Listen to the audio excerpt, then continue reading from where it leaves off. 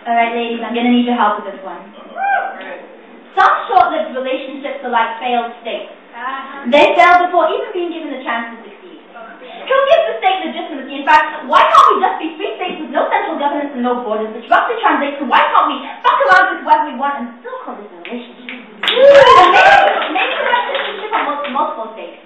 Maybe he'll settle for dual citizenship, but if he wants citizenship to this state, he better get right and recognize that this state is the Soviet Union 1947. And if you want citizenship, you need to relinquish all your other passports, quit traveling to other countries, and call this your home. Hell no, you cannot come to the state, take its resources, suck it dry, and leave. You better believe that I got border control kicking out for you who claims loyalty to no country, no mad lover with hungry eyes and a thirst for new adventure. Maybe you didn't get to know that colonization was not a good idea. Well, let me put it to you straight. This state will fuck you up as good as the Bolshevik Revolution if you try and revolve around your egotistical, selfish exploits for new pussy, new land. This state has some strict immigration policies. If you are emigrating from another country, don't bring excess baggage. If you try and cross these borders illegally, you will be hunted down.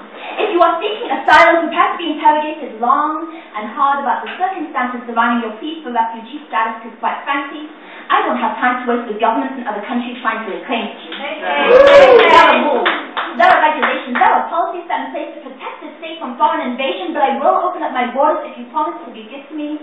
You promise to be good to me. And my border control was weakened.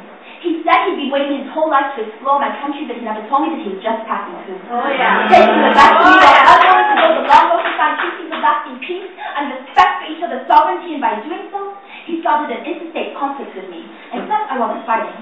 I was waiting for him to turn around and tell me that no country he would ever travel to would compare to my beauty, and he would gladly throw away his passports into the river of his past just to rest on my land.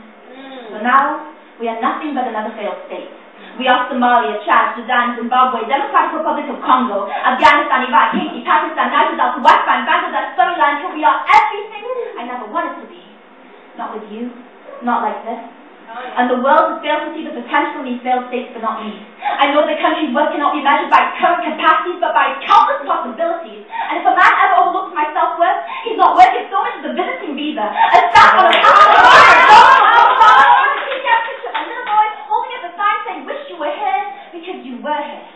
and you chose to navigate someone else's geography only days after proclaiming your love for this state? This state does not accept empty statements of love, nor does it accept stateless wonders who do not state their intention clearly while trying to take over the state of the top, causing state instability, internal state conflict, and the whole of the U.S. needs to get the fuck out of foreign state affairs type shit. And even after all of this, I would risk loving all over again just to fail. There are some mistakes worth the tears, some memories worth the legacies, and some lovers who will become part of your history when they could have been part of so much more. Hey!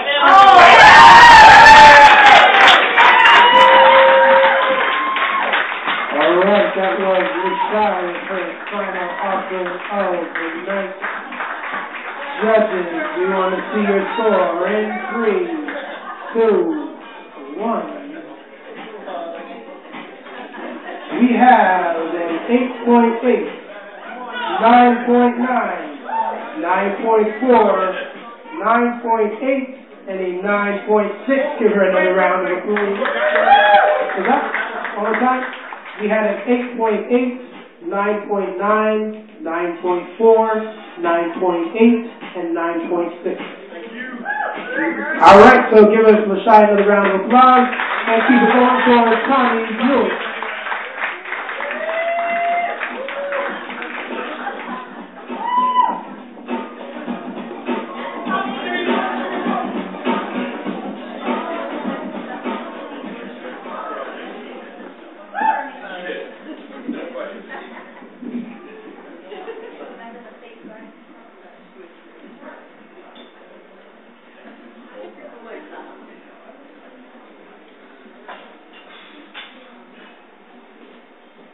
Alright, so as a straight white male in this modern day society, I realize that sometimes how I perceive the world doesn't always reflect what is real.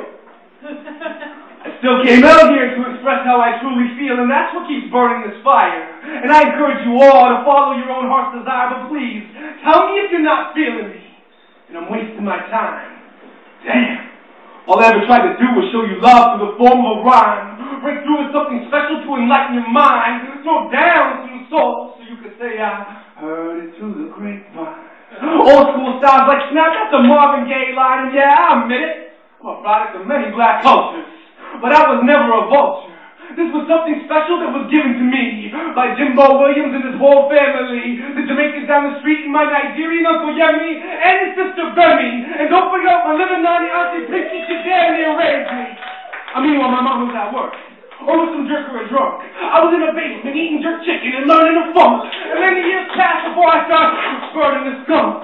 Blazing, praising Jah Rastafari. This white boy young and his growing dreadlocks, wondering why inside me was clay bodies philosophy.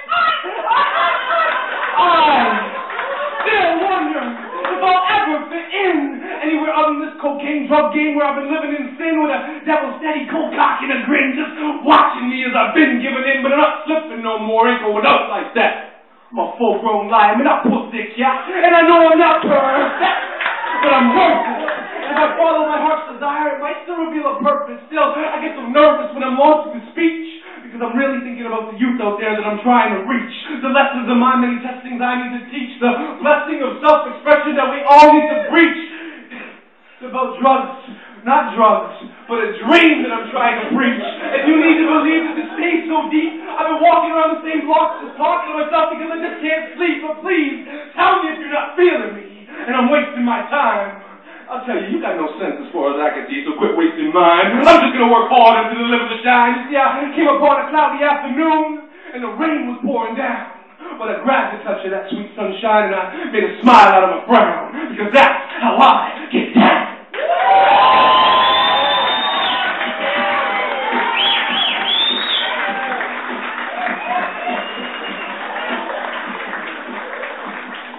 All right, that was Tomy Bewick with his final offering of the night. Judges, we want to see your scores in 3, 2, 1. We have a 9.7, 9.8, 9.8, 9.8, and a 10. Give him another round of applause. And our final niner of the night, give it up for Taylor T.T. Fraser.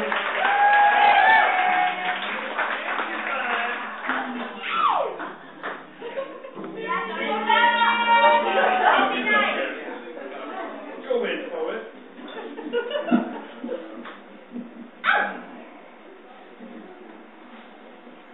The rain fell hard that morning. Puddles pulled together, forming walls that reflected my insecurities like mirrors buried deep in my subconscious. See, as a parent, I'm always worrying. Always preparing my daughter for the storms God willing never comes, still I worry. Then in the blink of an eye, the eye of the storm will be upon, and her very breath will be swept away in a flash like a flood of tears streaming down my face because I couldn't be there to protect her. So I worry. I prepare. I am teaching her about storms. And I watched as my daughter splashed into puddles on her way to school that morning. She was skipping and humming as if to say, leave your worries at the door. And in that instant, I couldn't help but think that she looked like a domestic yellow jacket wasp in her new raincoat and boots. But looks can be deceiving. I want to teach her this as well. So while she resembles them, I wonder if she can sting like they do. She should learn. Learn to let her feet move as fast as a wasp's wings flutter because it's hard out there and they'll catch you, Valerie. Please take my advice. You best move like Quicksilver, child, and be just as sleek. Because Mama promises you there are some out there who are sleeker and quicker still, so spread your wings and streak across the sky like lightning, be just as deadly. Because Mama promises you there are some out there who are just as deadly. You have to rise above. That's lesson 1. So when that car pulls up, don't mistake your jovial skipping and humming from your child's play, not recognizing the stealth-like movements and battle cries of a scorned soldier. Strike quick, zigzag sting. That's lesson 2. And lesson 3. This is lesson 3. I could get lesson 3. But you can tell me lesson 3. And we'll learn on each other. And we'll teach each other things. Because just as you're growing, I'm growing too. And Mommy's got to tell you, I don't know all the lessons out there. I don't have all the answers. But what I can promise you, child, what I can promise you, is that when that world brings you shit, I'm going to be there to protect you. When those people come up in your car trying to steal you away, I will let you know that you have a fight in you. You have fire in you. You are a damn buzzing bee. So go out there, child. Learn your lessons. And when the world throws you something that you don't know, I'm going to try and help you out. Thanks.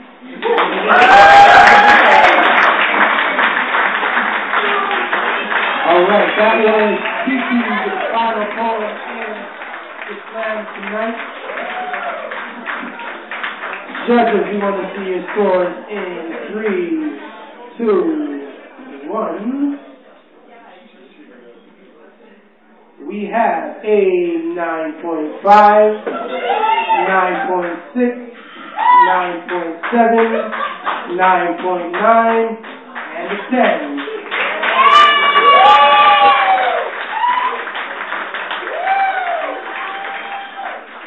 All right, let's do some quick math here.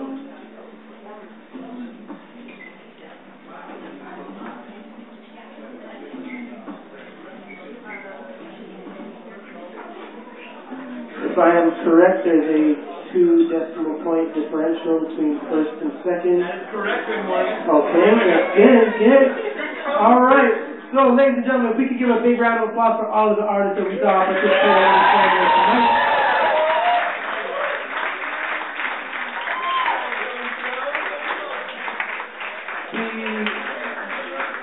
Before we announce the 4 artists who will make the team and the artists who won, we also want to give a big round of applause to your host of the slam, who did an excellent job, Tomy Morgan. Thank you all very much. To Michelle, keeping the score. To Dave, keeping Michelle with the time, Dave with the score. And to our fabulous 5 judges who had a very difficult task at hand to make this happen. Now, I thought that Tommy was a very generous guy because during the second round he came up here and he slipped me $100 and I had no clue what $100 was for. And I'm there thinking, then I'm like, oh yeah, they're competing for $100, and then I remember that he wasn't that generous of a guy and that he was just giving me the prize money. But anyway, the 4 poets who will be representing Toronto at the Rest Belt, we have Yogi. Yogi, you want to come back on the stage?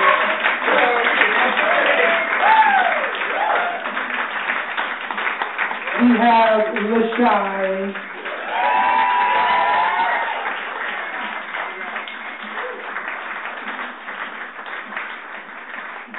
And there was only 2 decimal points that separated them. So we want to welcome Kiki back to the stage. And the winner for tonight, who gets his $100 back, give it up for Tomy Bewick.